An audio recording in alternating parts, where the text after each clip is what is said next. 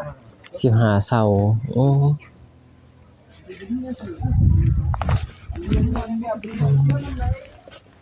โอ้ย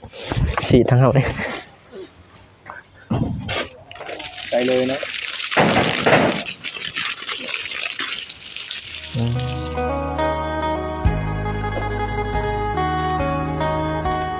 เดี๋ยวเดินทางมาเดี๋ยว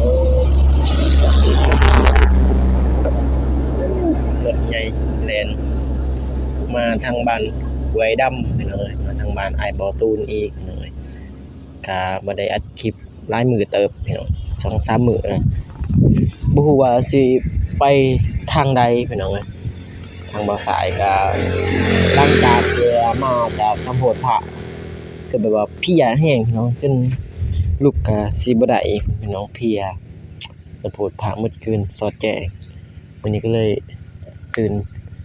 ตื่นแน่ก็เลยออกมาพี่น้องออกมาเยี่ยมมายาม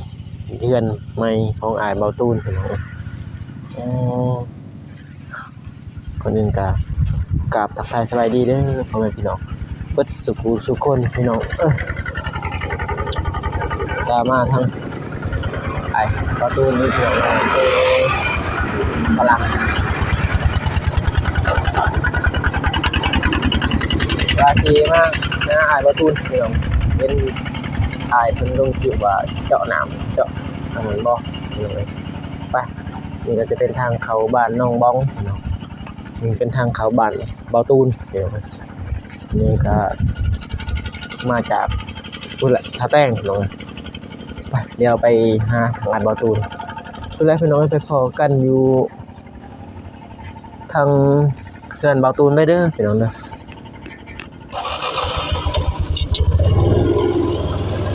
เบาบิ๊กเพิ่นออกไป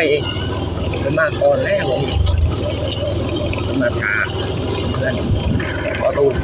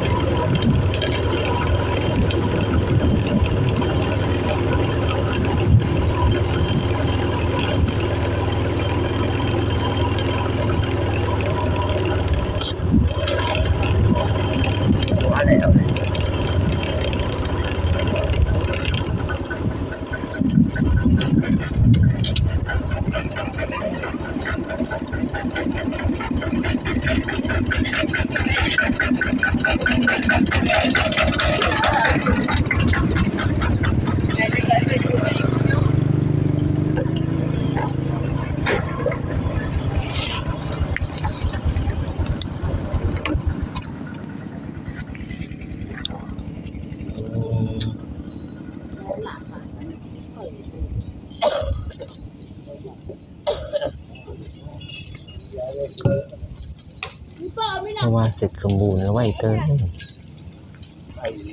จากตรงนี้ในห้องหนักเลยจับ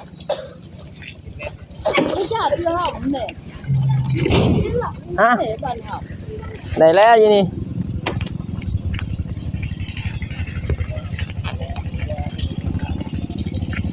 โอ้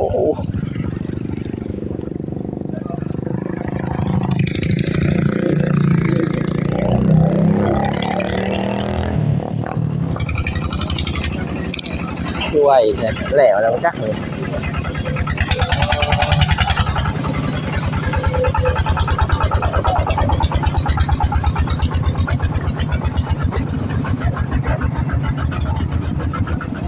คือไว้เติมเลยเครื่องนี้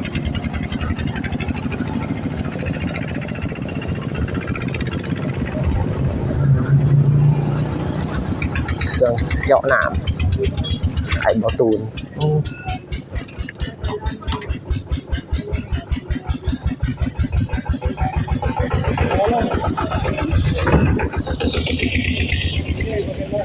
ฉันไม่นำขึ้นเลยหูนะเรื่องหน้าก็เป็นลายมัดตัวได้ก็นำลายมัดต้องมีตัวนั้นเลยน้อยอันนี้มันน้อยมันน้อยความน้อยอันนี้แบบว่ามันยาวกว่าเข้าใจบ่ตัวนั้นมันใหญ่ชื่อแบบว่ามันเตี้ยกว่ามันสั้นกว่าแม่นแต่ความแห้งมันสำคัญมัดแม่นี่แห้งกว่าตัวนี้มัน750ตัวนั้น600ดึงไงดึงโตเลยนั่นเลยบ่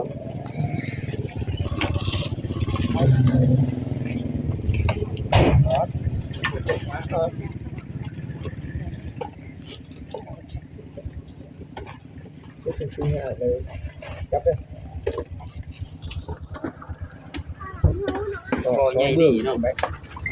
การยืดต่อ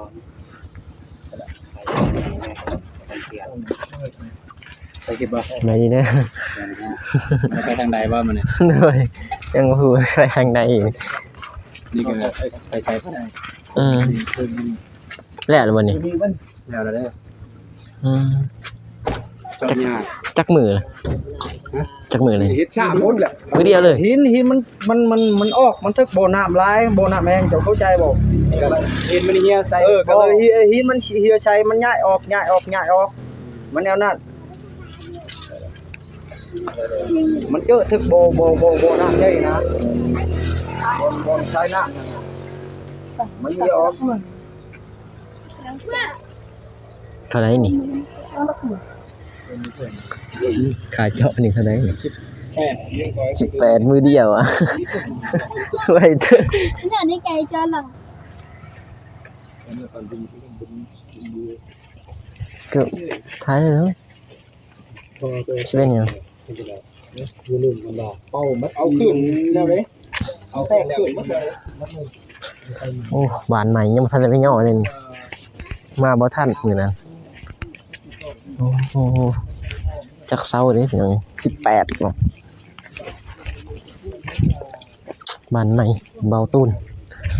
กับน้องบองพี่น้องเอ้ยโอ้ดินบ่หมดดินยังบ่ทันถมทางหลัง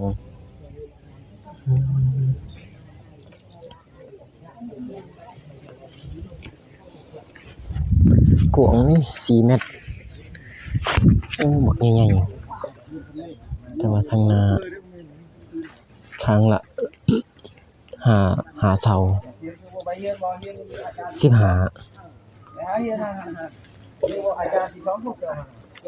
เสาโอ้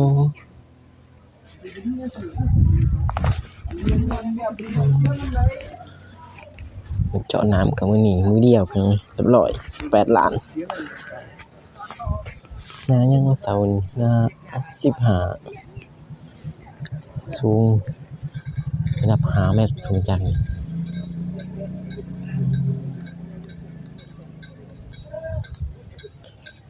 สูงแห้งดิเป็นยังไงแต่มือย่อนี่บ่สายบ่ได้มาเพิ่นก็ขอโทษขออภัยเด้อ FC บ่ทุกคนเพราะว่าติดอันนั้นภารกิจพี่น้อยไปช่วยพี่น้องอีกอยู่เมืองนักจึงพี่น้องมีแต่ให้เบามิกมาต่อเพราะว่าถ้าไปมาสัมปตูนก็ต้องคนนึงไปช่วยทางพุ่นอีกพี่น้องเอ้ยถือว่าเสร็จสมแต่ว่าสร้างเพิ่นยังบ่ทันมาดำเนินพี่น้องมีแต่ตั้งเสาไว้ซื่อๆมันขี้มันเป็นแบบบนนี่กวางนี่กวางนั่นน่ะแคบสิแบบกวางอยู่กลางทางหน้าแคบอีกพี่น้อง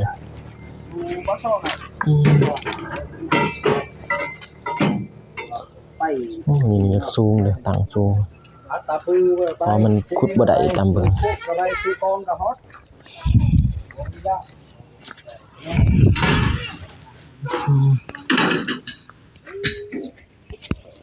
ดนไม่ได้มาพี่น้องเอ้ยหายประตูมื้อนี้กำลังได้เขามาเพราะว่าเวียกงานก็หมดแล้วทางพุ่น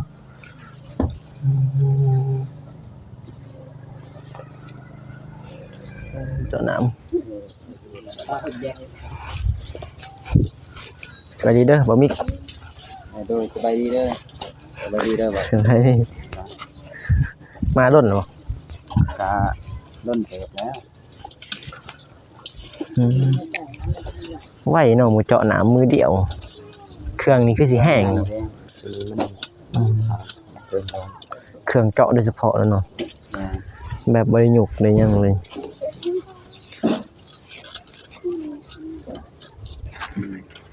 อยู่นี่มีแล้วชุนมีอยู่นี่แล้วนะเสียบ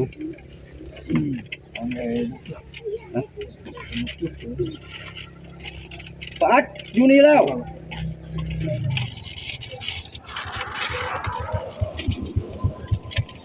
ไอ้ตุนไทย อยู่นี่แล้วชุนอยู่นี่แล้ว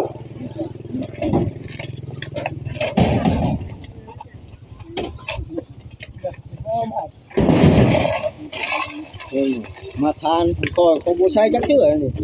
เจ้าของเขาใช้เองเขาชื่อเองคอยเขาบ่ใช้มีแต่เพิ่นแล้วใช้ให้นี่ก็เจ้าหน้าเหมือนกันบ่แม่นนี่ก็เครื่องเบียนทอ25นี่เลยเขาดำเบียนทอ25ก็ใส่น้ำลังก็ได้เนาะบันไดก็มีมัดเครื่องนี่ช่างอยู่เวียดนี่ตั้งนี่เรื่องจะเรียกมีได้อยู่แล้วเนาะ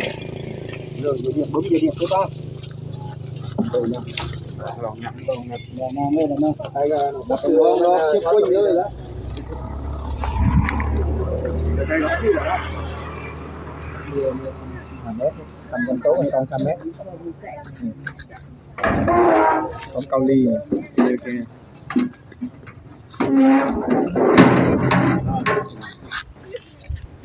นี่บันนี้ก็อันเพิ่นก็ชิบปุ้ยแบบนี้ต่อสายต่อไฟงานอยู่จะให้คนงานก็ชื่อเตือมัน200 เฮกตาร์แล้วเป็นนักกระเจาะมันหลายบ่อนก็จะใช้เลยน้อยเอากันยังเอาไปติดใช้ดีเด้อบ่ตุนเครื่องสิบ่เอาเว้ยเข้ามากันเดือมตาบ่ ทำเรื่องนี้ยักย่อมแล้วทำผู้สาว ไปทางใดมื้อนี่ก็ยังบ่สนุกสิไปทางใดยังบ่ฮู้เลยนี่บ่มีทางสิอันนั้นเอากูว่าสิมาให้ไปเบิ่งเข้าไปเบิ่งทางน้องบ้องเพิ่นนะน้องพรเรียกกับคนนั้นประเทศเนี่ยนี่เป็นเจ้าน้ำเจ้ายังนะเจ้าอยู่บันไดเป็นยังมันเจ้าน้ำครับหลายคนเรียกเจ้าน้ำเป็นต่างเจ้าน้ำก็รู้ยากนะ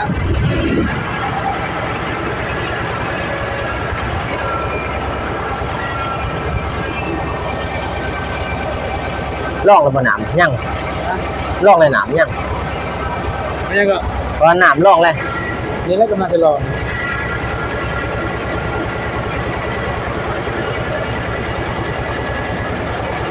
แดดมื้อนี้เลยบ่วันเสาร์วันนี้บ่แล้วบ้านเนี่ยมันมานำซื้อนะเจาะหน่อยนึงลงมาค่ำโอ้พอดีมื้อนี้จอดแต่เช้าพอดีเพ่นเด้อ เจาะแต่เช้าแต่8 โมงอ๋อไปลองเลยบ้านเนี่ย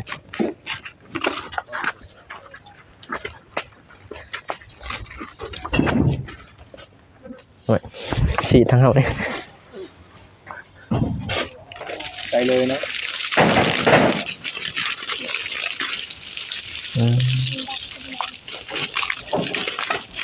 อันนี้ก็เขาดำ32น้ำมันออกอย่างนี้ใส่ปุ่มมันอยู่นี่มันใส่เลิกกว่าของเขาทอดำเลยเนาะใส่ทอดำมันอย่างดีตัวนี้มันใส่เลิกกว่านะบ่เลื่อนไม่เดินเนี่ยโดนหัวทอ25ยังเต้นยังชัดออกจากโลมันตั้งแนวนี้มั้ยยังแต่คุณในยังคุ้นอยู่ยังเป้าโลมมันจะคุ้นแล้วดินหน่อยดินหน่อยโป่งพอทิ่มเลยเด้อประมาณจักชั่วโมงผมสิชุดเจ้าจะคอยมัดมือมัดคืนก็ได้ชุดแล้วบ่คมดนนะมันจักชั่วโมงมันจึงใสชาวเดียว10 นาทีชาวนาทีใส่เลยมันเอียงตามบางบอนก็10 นาทีบางบอนก็เช้าบางบอนก็ชั่วโมงนึงมันเอียงตาม อยู่ดินง่ายมีดินมัดมันง่ายใจแล้วไหน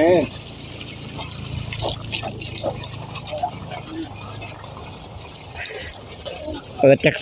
ชั่วโมงหนึงเลย เอาตาเดียวจะมีที่ทางก่อนดูแต่ทีเดียวดูยาเลย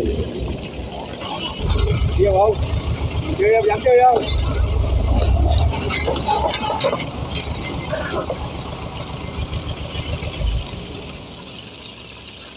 nhiều đấy mấy rồi đâu tí bà hiền được ăn cơm người làm thôi vậy là nó là đi anh chạy thì anh sửa nó đơn lắm cái là đi vô khoan thôi à hồi mai cũng được mai cảnh rồi sau khi tắt phần sắt áo thích ở lên đi về thì thằng đeo có nước không anh có đây ra đi thấy đi đi lấy hết thôi chụp chi yang di phân này chụp chi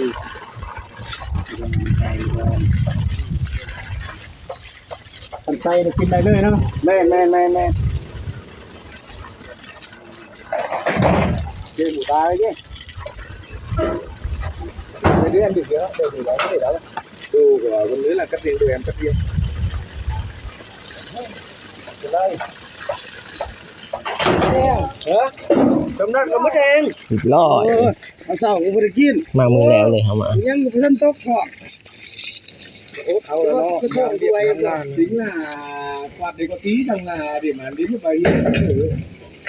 làm việc ngâm ngàn cuộc hồi làm bạc cái tổng bò tên cả bò mấy em xin bạc điều men khuẩn nhiều bò bạc cái việcมันbò lẻo đi ơ này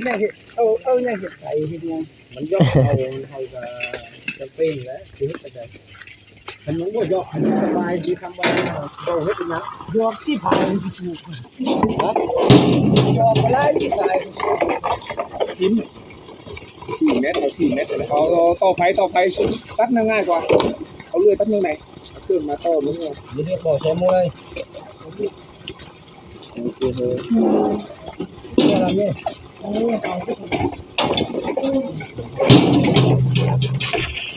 หน่อยบ่ล่มด้วยเนาะเทปูนงานนี่บ่ล่มดิโ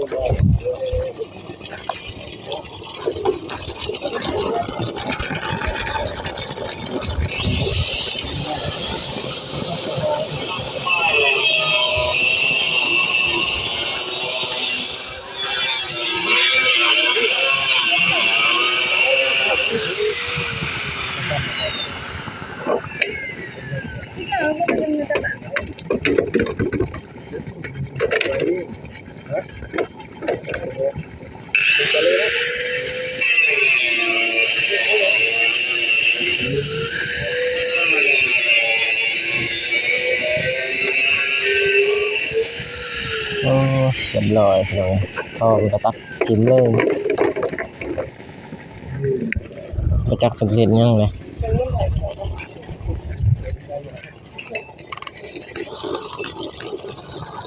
có ý bảo nhang anh xay thôi nhây nào xay thôi nhây bắt Bữa nay mà ăn nặn là loại 62 đấy mẹ thôi nhây thôi cần chương là loại 62 đấy mà men còn là loại cứ không xay thầu loại tôi đi đâu thì phải xay to này phải hết bùi sắc này hiện có đấy cái pin tàu đó pin như con bùi sắc đấy pin đánh nát rồi pin cho vô bùi sắc này nhiên sang để sang bùi sắcมันมีบอนเขาลุงโตยังนะสั่งเด็กสั่งจะมาอื่นไอ้สิมาจะโทรมาใส่น้องโอเคว่าไอ้บ่โทรแล้วน้องสิไปทางอื่นเด้แต่ว่าไปทุกมียังไงไปทางอื่นมันเว้ากับผู้หาเว้ากันก็ได้ส่งชื่อว่าโอเคส่งสแกนน่ะง่ายแล้วเนาะโอเคเสร็จแล้วเนาะเป็นนะมันแห้งนะมันต้มมันมีมันจังได๋บ่แม่นใส่ต้มน้อยๆดอกมีแทงมันน่ะเฮ็ดแนวนี้มันต่อสาหัสเป็นแทงเลยได้ พี่น้องทั้งช้างเพิ่นก็เมื่อเรียบร้อยบ่ใส่มาก็พอดีช้างเพิ่นเมื่อพี่น้องเอ้ยทางเฮือนอ้ายบ่าวตูนพี่น้องเอ้ยเขามาเป็นมือแรกเลยที่เพิ่นย่อเฮือนมือย่อบ่ได้เข้ามาบ่ใส่ก็บ่ทันดีๆพี่น้องเอ้ยก็ขอโทษขออภัยพี่น้องแต่ว่าเพิ่นก็พอดีมามือเจาะน้ำแล้วเลยโอเคพี่น้องเดี๋ยวบ่าวสายค่ะสิได้จบคลิปก่อนพี่น้องทางอ้ายๆเพิ่นอัปเดตต่อพี่น้องเอ้ย างไอ้บ่ตูนเพิ่นลองโป้มื้อนี้วัดมือเพิ่นว่าบางทีเพิ่นก็สิบ่ได้ออกไปทางอื่นก็มีเพิ่นสิได้ลองโป้ทางบ่าวสายนี่ก็คือสิได้ออกไปพี่น้องเอ้ยมื้อนี้มันเป็นเสร็จสมบูรณ์เพิ่นลองโป้โอเคพี่น้องทางบ่าวสายก็สิได้จบคลิปก่อนเด้อพี่น้องก่อนอื่นหมดก็กราบขอบใจพ่อแม่ FC เบิดทุกคู่ทุกคนบ่ว่าจะเป็นภายในหรือว่าต่างประเทศก็กราบสบายดีพี่น้องเด้อ ยังไงก็อยู่ดีมีแรงเด้อพี่น้องเบิดทุกคู่ทุกคนเด้อมีแต่ว่าพอกันใหม่คลิปหน้าพี่น้องคลิปนี้บ่าวสายขอกล่าวคำว่าสบายดีเด้อพี่น้องบ๊ายบาย